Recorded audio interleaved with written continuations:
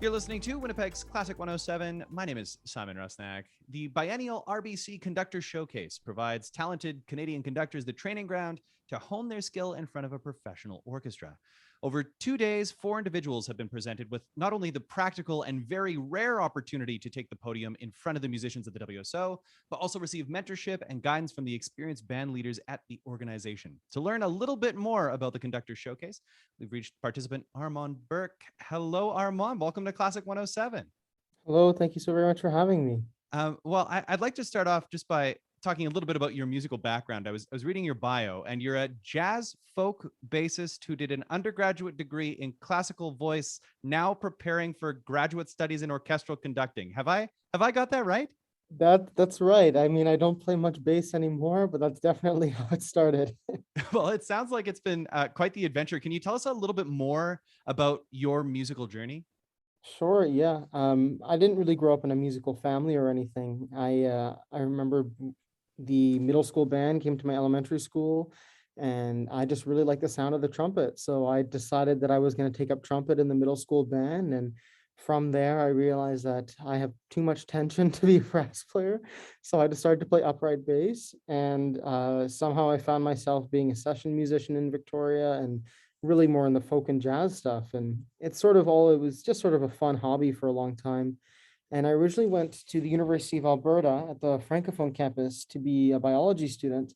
I'll never forget my very first day of orientation. We had a presentation by the campus's choir, and they did a performance of Gabriel Fauré's Cantique de Jean Racine. And it was spellbindingly beautiful. I just remember sitting there in orientation and these crappy speakers, playing a little YouTube video and just being so blown away that that sound could exist coming from the human voice. And so I thought I would join this choir, having had no singing experience. And from there on, I decided to do my undergraduate in singing and found love for conducting. So here I Wow. am. Yeah, I mean, what a story it is. And I mean, it sounds like you've really kind of followed your passions. And I guess one thing that I was really struck by, being a singer myself, you mentioned you do your undergraduate degree in classical voice, and then Mhm. now you're pursuing orchestral studies rather than choral conducting. I'm curious. Can you tell us more about what went into that choice, and tell us a little bit about the differences between the two? Right. I started in the choir scene, sort of went along with being a voice major, but what I found was that I was very much attracted to the sounds that an orchestra can make, the way the different timbres and colors could work together to make, this music that has such story and passion, but without words. But still somehow you feel these amazing adventures happen in music, these emotions that um, I think can change a life just without words. And I was really drawn to that. And through that, I gained a really big interest in things like the great choral orchestral repertoire, opera repertoire, things like that, still keeping on to that voice side. But my heart ended up really being with the orchestral music. And the differences I'd say is that uh, a lot of times when you're in choirs, you'll have a lot of amateur singers as well, right? So the process is about teaching them the music note for note. And since you usually conduct without a baton, it's a much more intimate experience where with your hands, or not much more intimate, it's a different kind of Mhm. intimate, I'd say. But with orchestra, it's usually people that have been training on their instruments since, they were 3 months old. I mean, since they were very young, they've been playing violin or trumpet or whatever. So you can start getting into music that's much more complex, I find, and you can just work through repertoire much faster, but also to a much more deep level.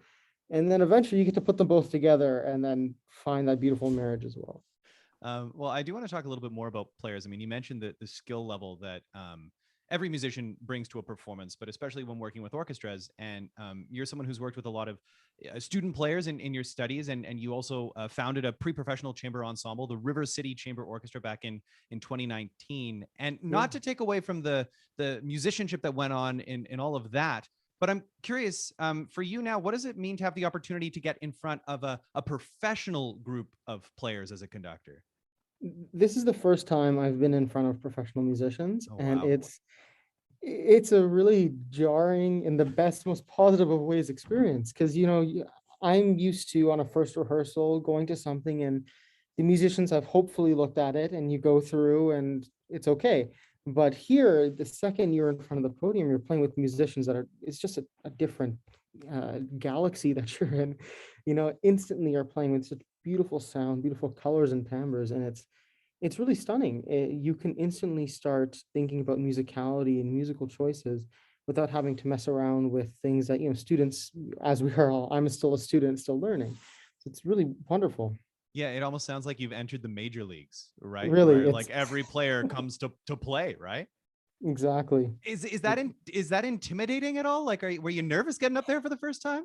I'm still nervous now. Yeah, of course it is. It's tough when you're in the role of a conductor because you want to have something to say musically, but you're also in front of these musicians that are much, I mean, at least in my opinion, are much more talented than I am, especially at this point in my career.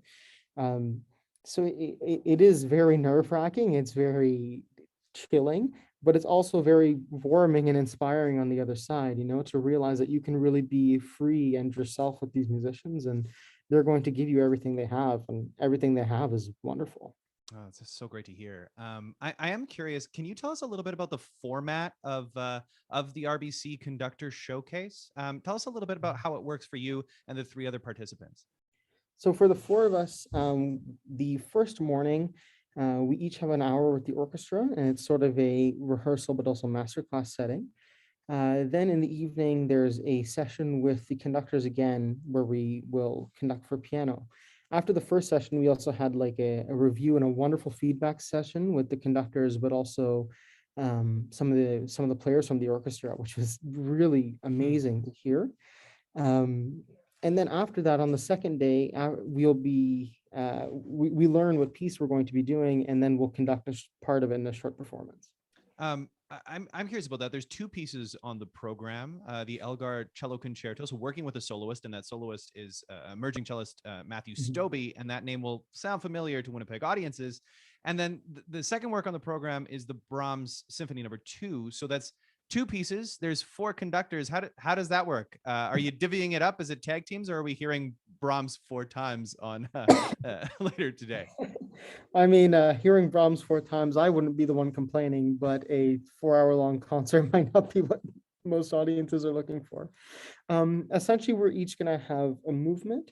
Mhm. The one of the movements in Brahms is a little bit shorter, so the person doing that will also be doing the first movement of the Elgar. So there's five movements in total to be split up between the four of us. That's great. Do you have like, is there a preference for you in terms of when it comes to the movement that you're going to be conducting, or which work you'll be studying, or how do you prepare for that when you're uncertain? I mean, at this point, I would say that I'm equally prepared to do all Yeah. of them. We've had the repertoire for about a month, and we're expected to know it just as well, right? Um, I mean, I have my own emotional feelings towards some movements that I feel I connect with better than others, but that's not to say that I don't connect with all of them. The Algar is such a heartbreakingly wonderful piece, and Brahms is, it starts joyous, but there's these immense moments of unrequited love and just depression and a melancholy that has this glorious end to it as well. And so I think on some level, I'm connected with all of it. Oh, well, that's so good to hear. And I mean, it's going to be a wonderful show. It is free, open to the audience. They just need to reserve their seats in advance. Armand, I want to thank you so much for taking the time to connect with us from the concert hall today, and wishing you a wonderful first performance with an orchestra. It's going to be a thrill, I'm sure. Yes, I'm sure it will be. And thank you so much.